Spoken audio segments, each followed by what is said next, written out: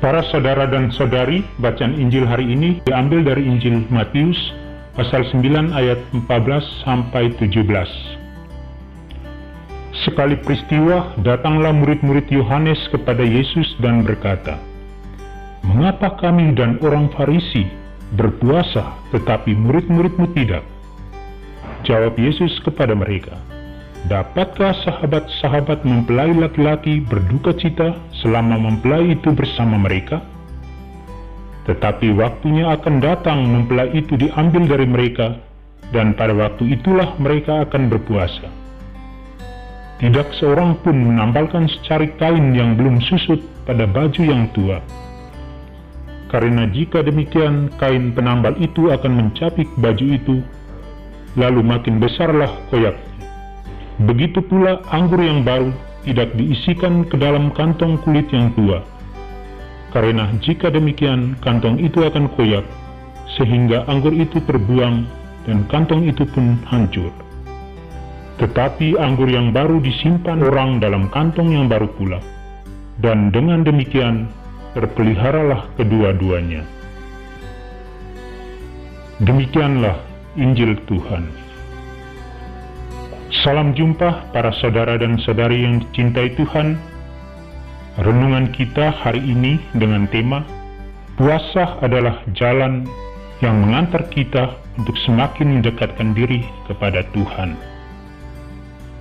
Suatu ketika seorang istri bertanya kepada suaminya, "Mengapa kamu tidak berpuasa, sedangkan aku bersama anak-anakmu berpuasa setiap harinya?" Jawab suaminya, "Aku berdoa tiap hari, itulah puasaku." Bukankah puasa kita adalah menyerahkan hidup kita kepada Tuhan dan menyatu dengannya? Mendengar perkataan itu, istrinya terdiam sejenak dan tidak mengatakan apa-apa lagi. Para saudara dan saudari, puasa sebenarnya adalah kebijaksanaan hati untuk menyatakan kasih dan penyerahan diri kita secara total kepada Yesus. Oleh karena itu, mengapa murid Yesus tidak mematuhi hukum puasa sebagaimana biasanya yang ada di dalam tradisi mereka? Seperti dalam bacaan Injil hari ini, kita sama-sama mendengarkan bahwa murid-murid Yohanes bertanya kepada Yesus, "Mengapa kami dan orang Farisi berpuasa, tetapi murid-muridmu tidak?" Mendengar itu lalu Yesus menjawab, kata Yesus kepada mereka, "Dapatkah sahabat mempelai laki-laki berduka cita selama mempelai itu bersama mereka? Tetapi waktunya akan datang, mempelai itu diambil dari mereka, dan pada waktu itulah mereka akan berpuasa." Dan juga ada lanjutan lain dari ayat-ayat ini. Para saudara dan saudari, jawaban Yesus atas pertanyaan ini dikemasnya dalam sebuah analogi yang sangat menarik, yaitu tentang pengantin, tentang kain tua dan kain baru, serta tentang anggur baru dan anggur lama. Analogi ini sebenarnya dimaksudkan Yesus untuk sesuatu yang lebih baru lagi, bukan hanya sekedar memenuhi hukum dan adat istiadat mereka, tetapi Yesus mau menegaskan bahwa kehadirannya jauh lebih penting saat itu daripada kewajiban mereka dalam menjalankan puasa.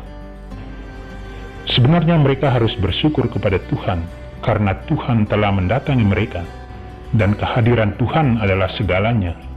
Tetapi puasa adalah jalan untuk bisa berjumpa dengan Tuhan. Para saudara dan saudari, kadang hidup kita itu terjebak pada ritual semata atau kebiasaan semata. Lupa bahwa dengan itu sebenarnya mau mengantar kita untuk menyelami misteri Allah yang tersembunyi itu. Dalam berpuasa bukan hanya penampilan luar yang dilihat, tetapi adalah persiapan batin kita untuk bisa menerima Tuhan, untuk bisa merasakan kehadirannya, dan untuk bisa bertemu dengan Dia. Mungkin dalam pengalaman kita kurang begitu menyadari makna puasa yang sesungguhnya bagi kita.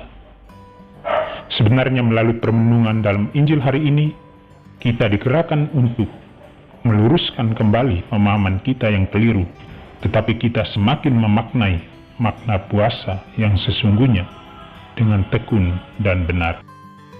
Tuhan pasti akan memberikan jalan bagi kita untuk menemukan kehadirannya dalam beragam peristiwa hidup kita sehari-hari.